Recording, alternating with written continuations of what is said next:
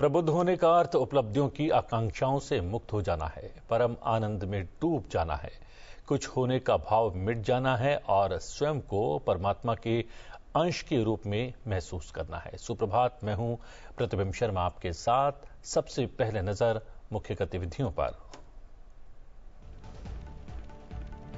प्रधानमंत्री नरेंद्र मोदी की 3 दिवसीय श्रीलंका यात्रा संपन्न। यात्रा के अंतिम दिन प्रधानमंत्री ऐतिहासिक शहर अनुराधापुरा पहुंचे और श्रीलंका के राष्ट्रपति अनुराग कुमारा दिसानायका के साथ संयुक्त रूप से महो ओमान थाई रेलवे लाइन का किया उद्घाटन। प्रधानमंत्री नरेंद्र मोदी ने रामनवमी के अवसर पर तमिलनाडु के रामेश्वरम में भारत के पहले वर्टिकल लिफ्ट सी ब्रिज का किया उद्घाटन। कहा, समुद्र के ऊपर बना ये रेलवे ब्रिज अतीत और भविष्य को जोड़ने का परिचायक।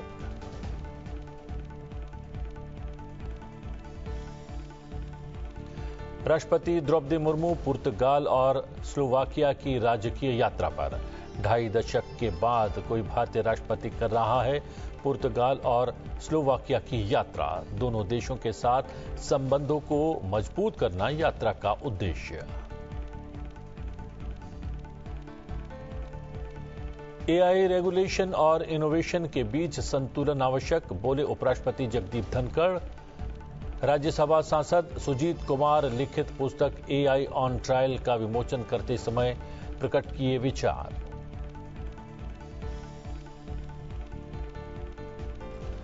अंतर संसदीय संघ का 150वां शिखर सम्मेलन ताशकंद में शुरू।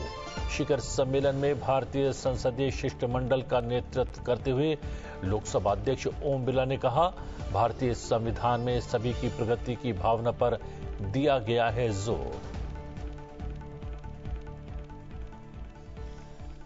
अंतर संसदीय संघ का 150वां शिखर सम्मेलन उज्बेकिस्तान के ताशकंद में आयोजित किया जा रहा है। लोकसभा अध्यक्ष ओम बिरला ताशकंद में 150वें आईपीयू शिखर सम्मेलन के लिए भारतीय संसदीय प्रतिनिधिमंडल का नेतृत्व कर रहे हैं। आइए देखते हैं एक विशेष रिपोर्ट। अंतर संसदीय संघ आईपीयू का 150वां शिखर सम्मेलन उज्बेकिस्तान के ताशकंद में आयोजित किया जा रहा है। लोकसभा अध्यक्ष ओम बिरला इस शिखर सम्मेलन में भारतीय संसदीय शिष्टमंडल का नेतृत्व कर रहे हैं। वैश्विक संसदीय सहयोग के क्षेत्र में नए आयाम जोड़ने वाले आईपीयू की ऐतिहासिक 150वीं असेंबली में विश्व के सबसे बड़े लोकतंत्र का प्रतिनिधित्व कर रहे हैं लोकसभा अध्यक्ष ओम बिरला। लोकसभा अध्यक्ष ने शिखर सम्मेलन को संबोधित किया। लोकसभा अध्यक्ष ने सामाजिक विकास और न्याय के लिए संसदीय कार्रवाई विषय पर अपने विचार व्यक्त किए। शिखर सम्मेलन को संबोधित करते हुए लोकसभा अध्यक्ष ने कहा कि भारतीय संविधान में सभी नागरिकों को समान मानते हुए समान अवसर प्रदान करने तथा वंचितों और पिछड़े वर्ग के लोग को मुख्य धारा से जोड़ने की भावना प्रधान है।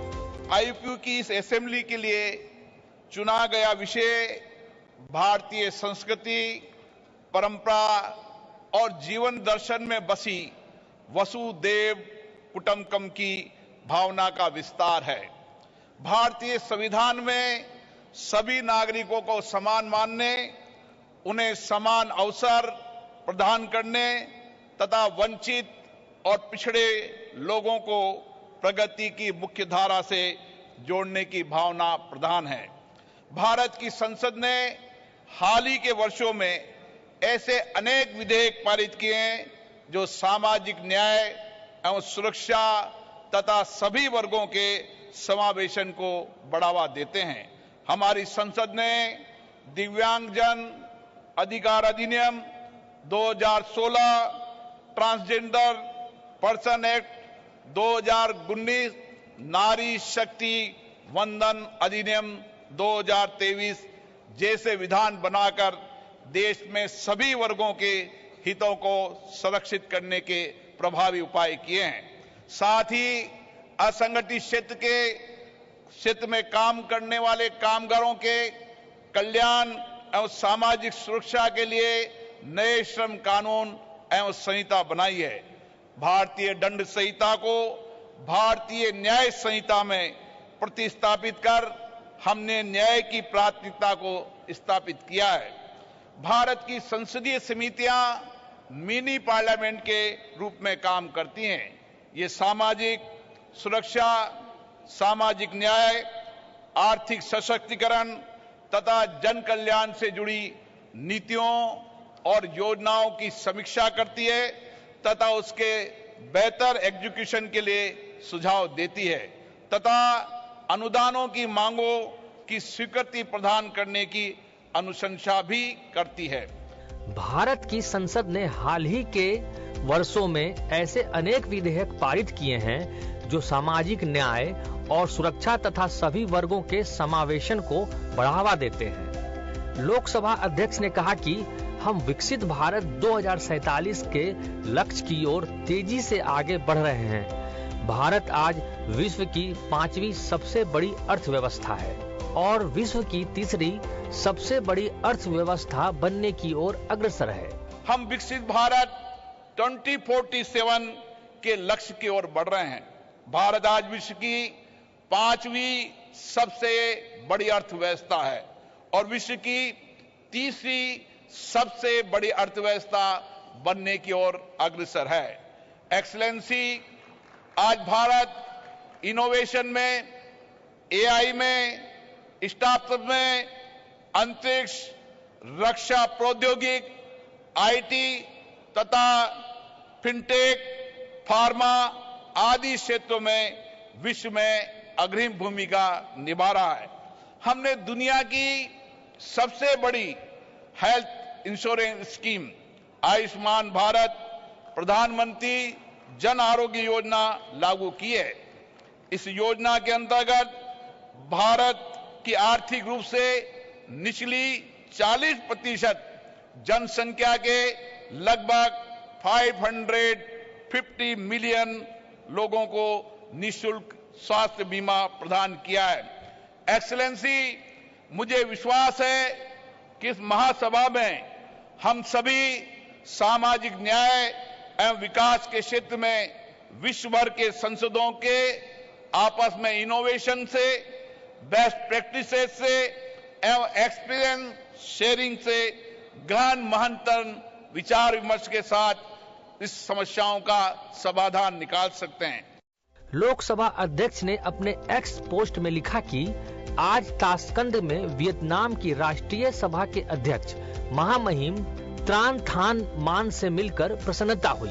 भारत और वियतनाम के बीच पारंपरिक रूप से घनिष्ठ और मधुर द्विपक्षीय संबंधों तथा व्यापक रणनीतिक साझेदारी की पृष्ठभूमि में आपसी हितों के कई मुद्दों पर साझा दृष्टिकोण रखे गए। लोकसभा अध्यक्ष ने कहा कि विकसित भारत 2047 और वियतनाम के विजन 2045 के प्रति हमारी प्रतिबद्धता के साथ दोनों देश सतत आर्थिक और राष्ट्रीय विकास की ओर बढ़ रहे हैं।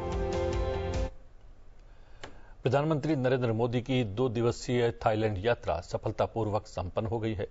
इस अवसर पर उन्होंने थाईलैंड के राजा, रानी, प्रधानमंत्री, उनकी पत्नी और पूर्व प्रधानमंत्री को भारतीय कला और संस्कृति के प्रतीकात्मक उपहार भेंट किए।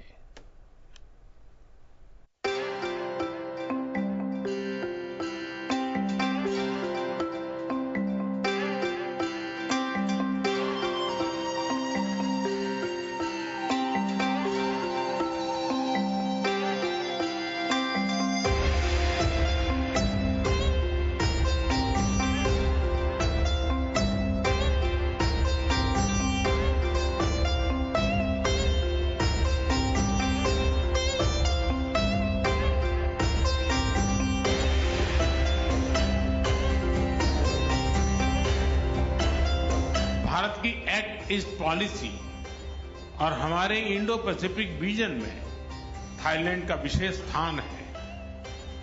आज हमने अपने संबंधों को स्ट्रेटेजिक पार्टनरशिप का रूप देने का निर्णय लिया है।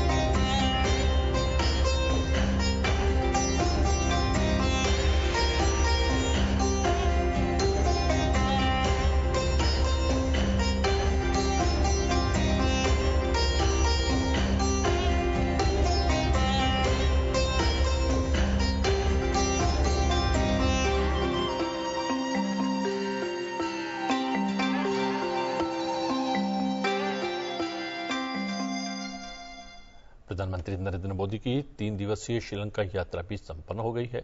यात्रा के अंतिम दिन प्रधानमंत्री ऐतिहासिक शहर अनुराधापुरा पहुंचे और श्रीलंका के राष्ट्रपति अनुरा कुमारा दिसानायके के साथ संयुक्त रूप से महो ओमान थाई रेलवे लाइन का उद्घाटन किया।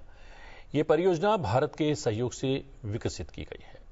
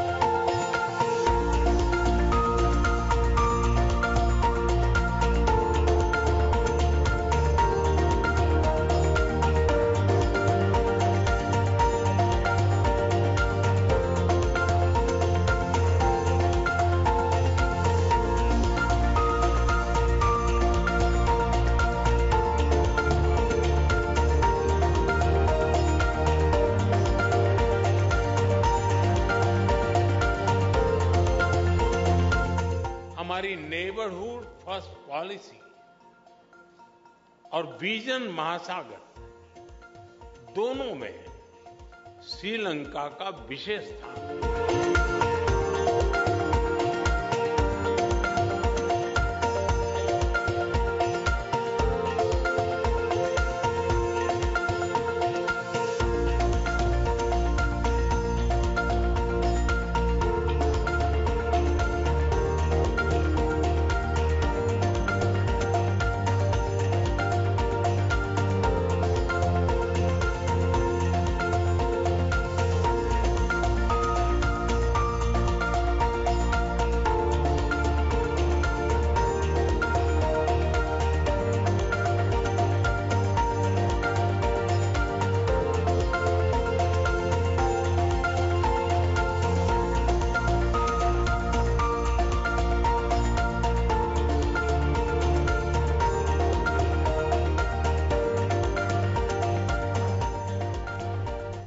भारत के प्रधानमंत्री और श्रीलंका के राष्ट्रपति ने अनुराधापुरा में पवित्र जय श्री महाबोधि मंदिर में प्रार्थना की। आपको दिखाते हैं प्रधानमंत्री नरेंद्र मोदी की श्रीलंका के अनुराधापुरा में जय श्री महाबोधि की यात्रा की कुछ झलकियां।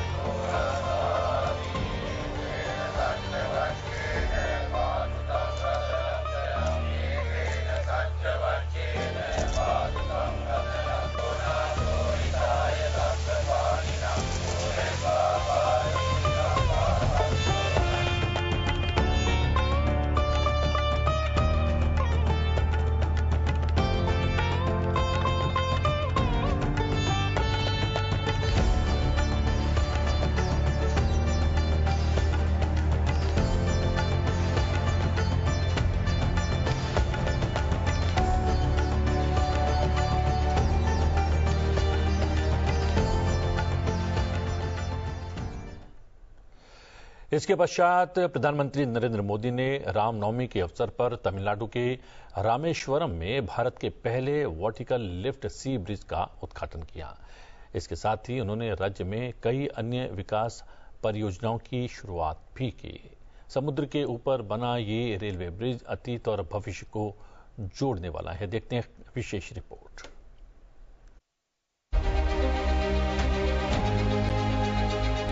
The new Pamban Bridge to Rameshwaram bring technology and tradition together.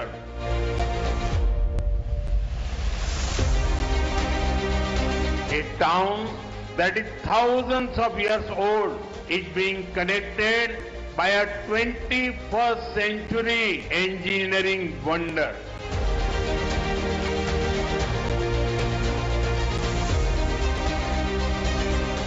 Pamban Bridge supports both ease of doing business and ease of travel.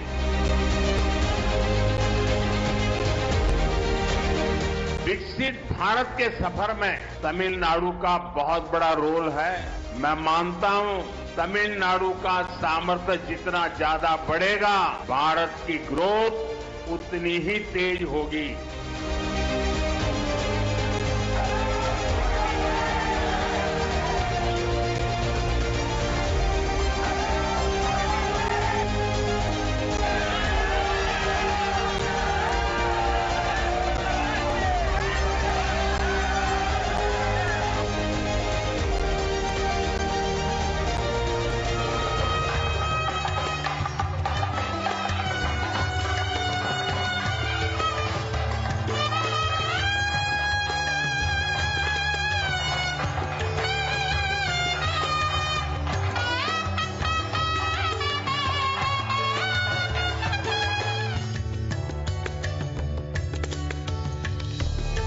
मैं रामेश्वरम की इस पवित्र धरती से समस्त देशवासियों को रामनवमी की हार्दिक शुभकामनाएं देता हूं।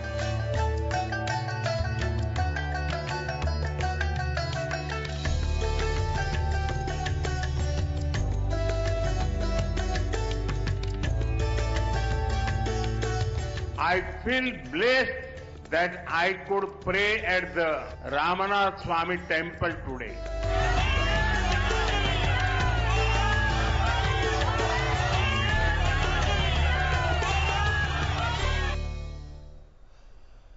राष्ट्रपति द्रौपदी मुर्मू पुर्तगाल और स्लोवाकिया की अपनी 2 देशों की राजकीय यात्रा के पहले चरण में पुर्तगाल की राजधानी लिस्बन पहुंच गई हैं। इस यात्रा का उद्देश्य दोनों देशों के साथ संबंधों को मजबूत करना है। पुर्तगाल की अपनी यात्रा के दौरान राष्ट्रपति द्रौपदी मुर्मू यूरोपीय देश के राष्ट्रपति मार्सेलो रेबेलो डी सूसा से मुलाकात करेंगी और प्रतिनिधि मंडल स्तर की वार्ता भी करेंगी। वो पुर्तगाल के प्रधानमंत्री लुइस मोंटेनेग्रोस और नेशनल असेंबली के अध्यक्ष जोस पेड्रो एगुइर ब्रेंको से भी मुलाकात करेंगी। किसी भारतीय राष्ट्रपति की पुर्तगाल यात्रा 27 वर्षों के अंतराल के बाद हो रही है। यह ऐसे समय हो रही है जब भारत और पुर्तगाल राजनयिक संबंधों की पुनर्स्थापना के 50 वर्ष पूरे करने का जश्न मना रहे हैं। स्लोवाकिया में राष्ट्रपति द्रौपदी मुर्मू स्लोवाकिया के राष्ट्रपति पीटर पेलेग्रिनी और प्रधानमंत्री रॉबर्ट फीको के साथ द्विपक्षीय बैठक करेंगी। भारत के किसी राष्ट्रपति की 29 साल में ये पहली स्लोवाकिया यात्रा होगी। राष्ट्रपति की राज्य की यात्रा भारत, पुर्तगाल और स्लोवाकिया के बीच द्विपक्षीय संबंधों को और मजबूत और व्यापक बनाने का अवसर प्रदान करेगी और भारत यूरोपीय संघ के संबंधों को और भी मजबूत बनाएगी।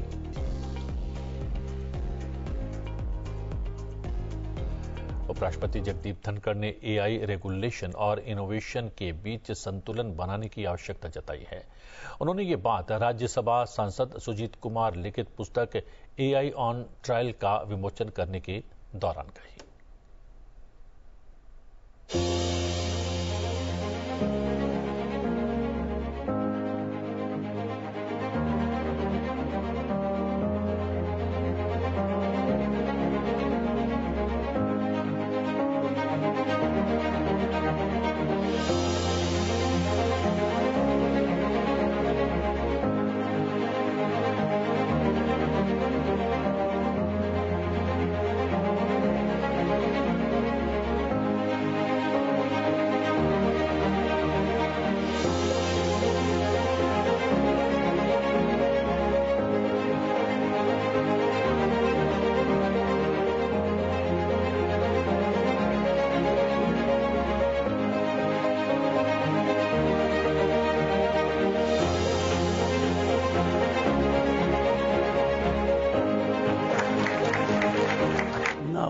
artificial intelligence, disruptive technologies are like another industrial revolution. There is paradigm shift every moment. We seem to be on quicksand when it comes to technological changes. Changes are taking place by the hour, by the seconds. Therefore, to regulate something that is as dynamic as artificial intelligence, we need an agile and empowered institutional framework. A national artificial intelligence authority or commission, independent but accountable with representation from government, industry, academia, and civil society could serve as a think tank. The first step has been taken through our India Stack program. We are making many of our digital governance solutions open source so the journey of other developing nations gets this facility. Most importantly, the impact of artificial intelligence on ordinary citizen must be at the heart of regulatory regime. An ordinary person will not be able to find solutions on his own. The system must provide automatic, inbuilt relief to ordinary citizens. To protect our citizens from the hazards of artificial intelligence, we need enforceable rights such as right to explanation, the right to contest automated decisions. Decisions are automated. How to contest them, we are not aware. And the right to opt out of algorithmic processing, especially when decisions impact livelihoods, liberty and dignity. Artificial intelligence has generated a compulsive scenario for us. It has forced us to re-examine existing jurisprudence.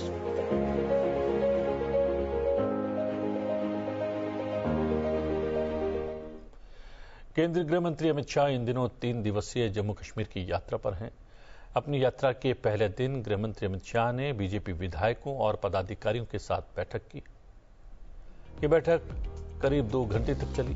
बैठक के दौरान विभिन्न विषयों पर चर्चा की गई। गृह मंत्री अमित शाह ने सोशल मीडिया के जरिए कहा कि मोदी जी के नेतृत्व में भाजपा जम्मू कश्मीर की समृद्धि के लिए सतत कार्य करती रहेगी। वक्फ संशोधन विधेयक 2025 कानून बन गया है। मैराथन बहस के बाद संसद के दोनों सदनों से पारित विधेयक को राष्ट्रपति द्रौपदी मुर्मू ने शनिवार देर रात मंजूरी प्रदान कर दी है। संसद के बजट सत्र के दौरान लोकसभा और राज्यसभा से पारित होने के बाद वक्फ संशोधन विधेयक को अब राष्ट्रपति द्रौपदी मुर्मू की भी मंजूरी मिल गई है। राष्ट्रपति की मंजूरी के बाद ये विधेयक अब कानून बन गया है। केंद्र सरकार ने इस बाबत अधिसूचना भी जारी कर दी है। इस विधेयक को राष्ट्रपति की मंजूरी मिलने के बाद सरकार ने अधिसूचना के माध्यम से अधिसूचित कर दिया है। इस पर केंद्रीय मंत्री किरेन रिजिजू ने कहा कि इस कानून का उद्देश्य वक्फ संपत्तियों में हो रहे पक्षपात, दुरुपयोग, अतिक्रमण को रोकना है। इस बिल को राज्यसभा में 128 सदस्यों ने समर्थन दिया था। वहीं लोकसभा में यह बिल 2 अप्रैल की आधी रात को पारित हुआ था। इस दौरान 288 सांसदों ने समर्थन में वोट डाला था।